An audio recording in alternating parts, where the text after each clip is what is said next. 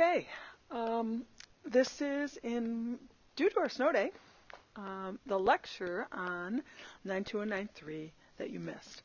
I'll try to make it quick, but I don't know if that's possible, and I even have a video within a video as well. So take a look at the learning goals. You can see a lot of those we've already done. We have to define the derivative because we haven't done that, but we've been finding rates of change. We will use them to continue talking about real-life situations like acceleration, slopes of tangent lines. We'll talk about a little more as well. So, if you remember, we had been calculating in our first section velocity between 2 points using our slope definition. To calculate instantaneous velocity, think of it instantaneous meaning as fast as it possibly can have, the minute, as quick as it possibly can. So we were having points that were farther apart, but we want to be able to move them closer together. Even in Mr. Misi's intro or overview, he showed this. And in our work yesterday, one of our examples showed this also, that if we started with a point here and found its velocity, it was different than if I moved it there, difference if I moved it there, difference if I moved it here. We were getting closer and closer to the point actually being on top of the original point. So we're diminishing that interval of time, and that interval is approaching 0. So when it does, and those 2 points really truly are on top of each other, and there's basically instantaneous time, we really have this one line rather than 2 points with the 2 points with the line intersecting being the secant line. Now we would only have the 1 point, and that 1 point cutting through our function represents a tangent line. So geometrically, this basically takes those 2 points, stacks them on top of each other because there's 0 difference in them, and it results in the slope of a tangent line at that point. So, in relationship to what we were doing previously, we have our difference quotient, and that difference quotient will still be used, but obviously if that time is instantaneous, as we say here, then we're talking about limiting that space between the points and making it next to nothing. And when we do that, we're basically taking the limit of when that delta t goes to 0. So we're trying to change that distance to 0. So if we can find that difference quotient that we've been doing now in that first section, that's not changing. But now, once we find that quotient, take the limit of delta t as it approaches 0, we could simplify our equation even further. So that's what our by definition now, and that's what I'll show you here, the derivative of a function at a point is basically us taking that limit as that change agent, delta x, heads towards 0. We're closing in on them being in the exact same spot. Notice it appears in the definition of instantaneous velocity and in the definition of slope of a tangent line. And that's when they said, you know what, it keeps showing up, we got to give it a name. It's called the derivative of f at x. It's denoted with f prime of x. It's just called the derivative of x. The derivative of a real function, so we're talking real, we're not talking imaginary things right now, is given by f, derivative, symbol, is equal to our limit as delta x, our change agent, approaches 0 in what was and is our difference quotient. So a function must be continuous, means, no interruptions, and its graph can be smooth at a point to have a derivative. It can be shown that all polynomial, exponential, logarithmic, and trigonometric functions defined on our real numbers have derivatives, which basically is saying all the little different functions we have used previously. So instantaneous rates of change Velocity is just one of many. The vocabulary and how they describe it sometimes will be different, but make sure you realize the instantaneous rate of change, or instantaneous velocity, is sometimes referred to also as the rate of change, or velocity at x. So knowing that, we can go back to one of the examples we did in 9.1, where we ended up with the average velocity being 960 minus 32t minus 16 delta t. Looks like I forgot a t there. Okay. So we say, what is the instantaneous velocity? So at any time when we go t is 30 seconds, we're going to put that 30 seconds in there. And if you go to your calculator and put 30 in for t, remember we're talking about instantaneous now, so that's saying our delta t is going to 0. So our change agent is going towards 0. So we know that that 16 delta t is 0. So we just need to do 960 take away 32 times 30. If you do that math, get your calculator, handle it if you haven't. You should have found out that that comes out to 0 feet per second. Okay, so what does that mean in relationship to this projectile that we have? And you should be saying, well, oh, that projectile would be, oh, at its peak. It's going neither up nor down. Therefore, that's why it doesn't have velocity in this situation.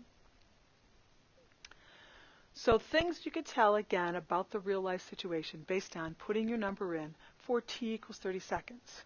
So we're trying to find basically that slope of that tangent line, which is the derivative, at that point of t equals 30. And by the calculation we just did, came out to 0 feet. Now let's use a different one.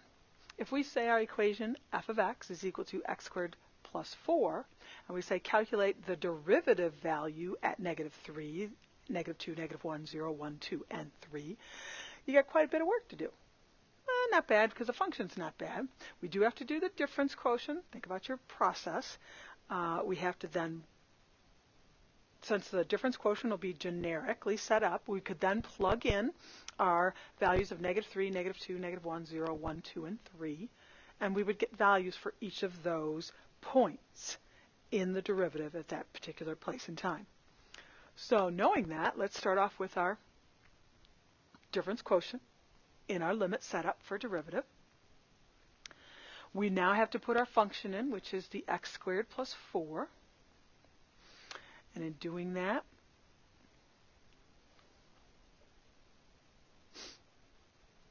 I just got rid of the f, because that's our function. And the first variable we have to use, because the difference formula is the x plus delta x, and it's a quantity squared, so we squared it. We added the 4. And then you're supposed to subtract the original function f of x. So you can see I've got subtract x squared plus 4. This is the work we've been doing in 9.1. You should be familiar with it. So we keep working. We keep simplifying. We got to square that parenthesis. We also have to do the opposite of the x squared plus 4 quantity. And as soon as you do that and start looking at the big picture, you see some things can cancel out. And you see them on here as well. So I believe that's going to leave us with a delta x in every single term. And because of that, we should be able to factor that delta x out and leave us with the statement, our derivative of x would be equal to the limit of 2x plus delta x as delta x approaches 0. And in most cases, most people are going to say, well, wait a minute. That basically means I have the limit really equals 2x. And that's a true statement, and we could say that here as well. So this would come out to basically be 2x, because as delta x goes to 0, 2x is just 2x. There's nothing more to do. So over on the left, I said, let's now take, if that's our derivative function, take the negative 3 through 3, put them in, and we should be able to do that, and you should be able to do it very easily. No calculator needed. So what is the value of our derivative at negative 3? You got it? What's our value of our derivative at negative 2? What's our value? Go right on down. So if we asked, what does it look like, or what, and I believe that's what I have here, what does it look like, what conjecture could you make about our derivative?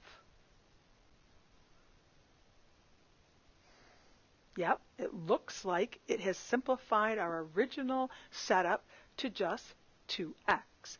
And based on those values, that's exactly what's happening. We take the x value, double it, done. Okay, so that's something to look at. We need to start making some patterns or observations about what's happening with our functions. Will all functions come out to be 2x? Of course not. So next,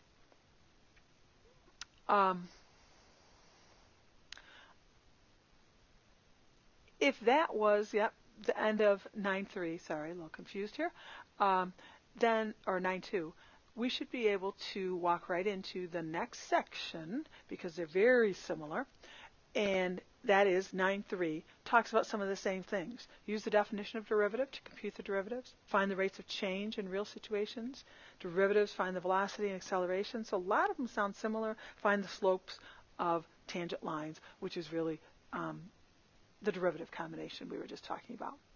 So let's talk about that a little in relationship to the picture. So now, probably poor graph here because I don't really have it set up in terms of the same intervals, but let's look at the values of derivative at various points, and this obviously happens to be the sine of theta, sine of x if you want it, graph. There's a better one in the book. I believe it's on page 569. The one I'm referring to there is on page 570. It's a slightly different graph. But if we asked you to take and draw the tangents, which I have drawn here, at all the different values, so x equals pi over 2. So you go to pi over 2, and you look at your function, and you say, what is that? If I drew that tangent line through that point, what is the slope of that tangent line? And you do the same thing at 0. What is the slope of that tangent line to my point at 0? That's the one hard to tell because of the intervals being different. If you go to the one in the book, you can see why it does come out to be 1 a little better. And then on the third one, y equals, or x equals 3 pi over 2, or 270. Again, you're looking at what is the slope of the line through that point, the tangent line through that point, and it's 0. Now, the book also, on page 570, has an even better graph of what we're trying to show here. And there was an activity in the book also, so if your book's not out, you might want to get it out and sort of look, that sort of showed on page 568 why the sine of theta and cosine of theta are derivatives of each other. But on page 570 in the textbook, they have the cosine graph in blue, and then they show 3, I believe, different sine graphs as the time interval gets smaller and smaller and smaller. So the orange one was the f of 1, and then the green one was the f of 0.5, and the blue-red, I don't know what color it is because it's on top of the blue one, was f of 0.1. So take a good look at that. Open your book right now if you haven't and see what we're talking about. But basically, they show in that that the cosine function is the derivative of the sine function, and the sine function is the derivative of the cosine function. So interesting that that happens in the whole picture of our geometry and drawing tangents and things like that. So with that, we have to be able to graph a derivative function. And it says you can make a rough sketch. Now, you're not going to have every point exact. I realize that. But one of the days, you're going to get a handout that you will have to draw fairly accurate rough sketches. Given a graph, the original function, imagine moving from left to right along the graph. for each value of x, draw or imagine the tangent line to the graph. So you might have to actually put some tangents in there and do some calculations, some tangent lines at a few points so you can see what happens. When you do that, you will have a new value, x. F of x is the point you're looking at, but then you will estimate the derivative value, and you'll be able to graph that as a second graph, either right below it or on the same graph. Now, I also found a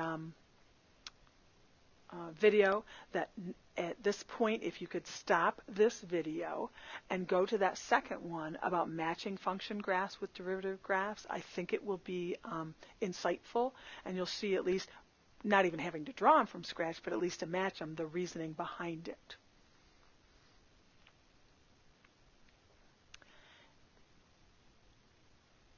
If you were able to watch that, then we can go forward to, we have a graph now. We have a couple graphs. The graph of f of x equals x squared plus 4 is the function you see graphed up top in pink. And it says graph the derivative of that. Sketch a graph of the derivative of that. Based on what you saw in that video, you should say, well, wait a minute. All of the lines that I could draw next to this, the tangents, you know, there are several places you might be looking to draw some tangent lines. Okay? But we could get thousands and thousands and thousands of them. However, when you draw those, you got to be saying, wait a minute. It said this would be, slopes would be negative, negative, negative, negative, negative, negative, until you get negative, negative, but not so extreme. Until you get right here, you'd have to say, oh, it's going to be a 0. And then suddenly it's positive, but not so positive. And then these ones start going up fairly quickly. So you have extremeness here. And so if you can mark that or write it out, so you have a better idea of what you then have to graph. And so on this one, our derivative graph would be, I got to be negative, negative, not so much, you know, smooth curve, yes, I've got a 0, and then I've got this part coming up here. I believe we have found out, even on our previous sketch, that that was the line y equals 2x. The derivative function was y equals 2x. So we just sketched it. You should be able to take an original function and sketch it, at least roughly. So let's do that on this second one, which is a little tougher. And you're, like I said, you're going to have a handout like this on one of your work days that you will have to do the same thing. So the key piece is start looking at where are your zeros of your tangent lines. So right now we know we have a tangent line right here, and right here that would give us zeros. So it's easy to then bring those down right away and say, okay, I'm going to have a 0 there, I'm going to have a 0 here, I'm going to have a 0 over here. And then, yes, you can do the plus, plus, minus, minus, you know, positive, negative combination, all you want as you go through this graph. So start thinking, all right, what's happening? My slope of my tangent lines here, you're going to say plus, plus, plus, plus, plus. There's your 0. Now all of a sudden they're minus, minus, minus, minus, then you're 0. And then they're plus again. So you're thinking through what's happening, and then they're minus, minus, minus, minus, minus, minus. Okay? So knowing that, I place those points, and then I can do that. I can draw those. So again, this is where it gets crude, because now in green, well, let's make it even a different color green. Let's go, I've got to be positive, positive, positive over here. Then I hit 0. And then I got to be negative, negative, negative for a while. And you don't know how much. But if you plotted some more points from your original, you could. But this is good enough. This is the sketch we're talking about. From there, we're positive, positive, positive again. And then we hit 0. And then we are negative, negative, negative, negative. So when we finish, the pink was the original function, and the darker green is our derivative function, crudely sketched, but yes, what we have. Okay, so as I said, you're going to have a little practice in that, and we can talk more about that when I get back. So I believe the only last thing that we need is to say, well, there's also some shortcuts. You're starting to notice, hopefully, with some patterns that we've done in the problems, that all quadratic functions have a little shortcut, all linear and all constant functions. And if you haven't picked up on these shortcuts, please do, because it'll make rewriting some of these functions so much easier. So let's go to the first one.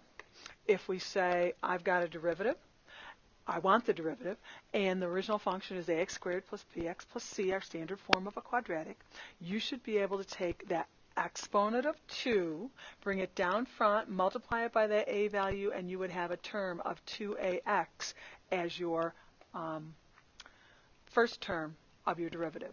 The b coefficient would come down also. No variable on that, and the c gets left out also. It's just how it works every time. So this is a shortcut way that you can write the rule, the formula for your derivative of a quadratic. Then the next one was a linear function. So the linear function you're looking at is nothing more than mx plus b in a normal look, and this one comes out to be just m, whatever that coefficient is in front of the leading term. It's like your slope value, think of it that way. Then last but not least, if I'm a constant function, y equals 5, something like that, I'm a horizontal line anyway. So what is the tangent of a horizontal line? 0.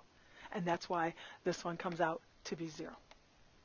So just real quickly, I didn't make them real hard, what would be the derivative of each of these based on these new rules?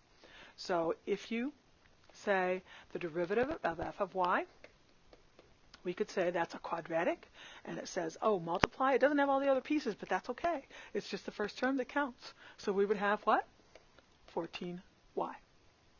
Second one, the derivative of g of x, according to our quadratic rule, would be 14x